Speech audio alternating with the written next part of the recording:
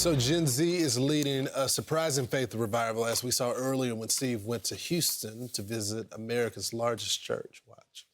A lot of people your age don't go to church. It's true. But it seems like it's turning around. We have a lot of people who maybe they were going to church when they were younger because their parents said to do so, and then they fell out of faith, and then now they're coming back and regaining their footing and rebuilding the foundation. There are a lot of your friends who've never been to church, but suddenly they're interested in church. They've looked to other things, and nothing's really fulfilled them. Nothing's really satisfied them. And they're longing for more. They're longing for the truth. This is a place where you're going to feel embraced, find friends, find out who God is, and find out that God has a plan and a purpose for your life. So what's behind the shift? Our next guest is a 22-year-old Christian influencer spreading the gospel on the streets, and he's doing it to millions of followers on social media. Watch it. If I want to believe in God, he's got to come down and reveal himself to me. He did, and we killed him. Well, if depression and anxiety was able to be healed by courses, then we wouldn't have millions of self-help books. I want to live for someone who doesn't change his opinion about me. That's Christ. So what is love? Love is Christ laying his life down. Oh, that's good. Bryce Crawford joins us now in studio. So Bryce, tell me a little bit about yourself. What made you decide that you were going to be a modern-day apostle and go out there and talk with people about Christ? I mean, it was really just the love of God that God had for me. You know, I grew up in a Christian environment. I grew up in the South, grew up around church, but I developed depression and anxiety about around the 8th grade, battled it for years. And when I was 17, I planned on making an irrevocable decision with my life because I thought that was the only way to get the pain to go away. And the night I was going to make an irrevocable decision, Jesus supernaturally encountered me. And I prayed a prayer. I said, Jesus, if you're real, take away my anxiety and depression. And I haven't had it since that day. It's been over 5 years, and that was my foot in the door to giving my life to Jesus. And so ever since that day, because God loved me first, it's just compelled me to meet people where they're at. Why do you think more young people like yourself, they don't quite understand it, but they're now returning to faith from a curiosity standpoint?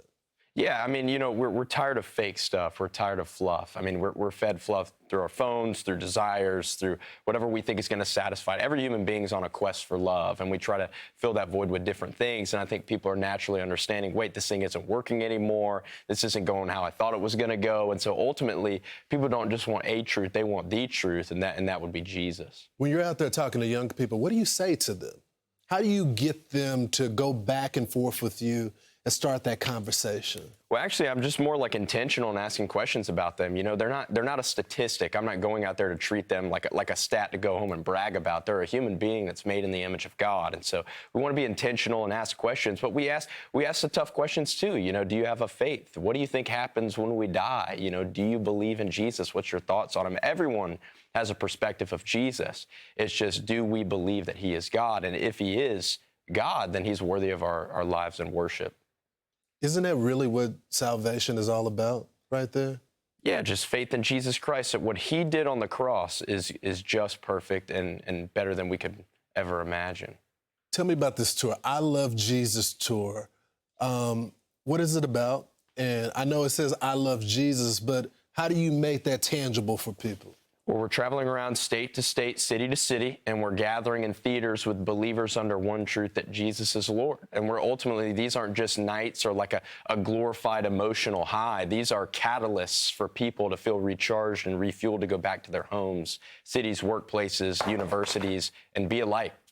What do you tell that young person that's out there that is questioning things right now? If they're watching the show, what do you tell them?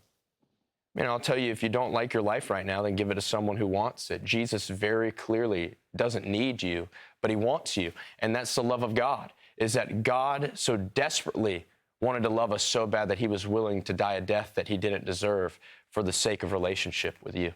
Why are we seeing a resurgence now in society?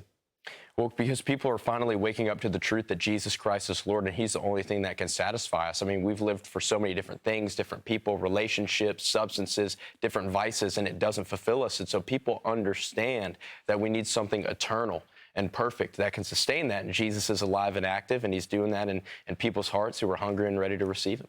It's amazing, amazing. I look forward to learning more about you. I think it's a great message for young people, and it's not stuffy. You don't have a sick suit on. You're just yourself. Thank you for joining us this morning. We really appreciate it. Thank you so much. All right, we got more Fox and Friends straight ahead. I'm Steve Ducey. I'm Brian Kilmeade. And I'm Ainsley Earhart. And click here to subscribe to the Fox News YouTube page to catch our hottest interviews and most compelling analysis.